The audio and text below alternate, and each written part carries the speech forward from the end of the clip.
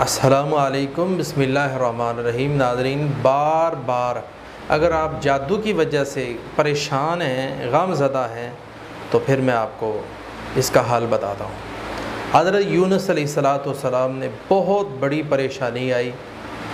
اللہ تعالیٰ قرآن مجید کے اندر ارشاد فرماتے ہیں وَظَنُّونَ إِذْ ذَهَبَ مُغَاضِبًا فَظَنَّ أَن لَّن نَّقْدِرَ عَلَيْهِ فَنَادَىٰ فِي الظُّلُمَاتِ أَن لَّا إِلَٰهَ إِلَّا أَنتَ سُبْحَانَكَ إِنِّي كُنتُ مِنَ الظَّالِمِينَ۔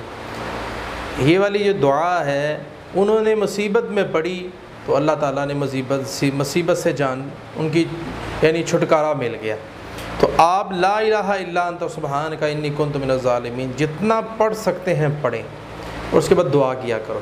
انشاءاللہ تعالیٰ بار بار جو جادو ہوتا ہے نا آپ پر، اللہ تعالیٰ اس مشکل سے آپ کو انشاءاللہ تعالیٰ نکال لے گا اور اللہ شفا عطا کر دے گا۔ تذكر يوما كنت تعانق دمعة الفكر تناجي الله في صبر وترجو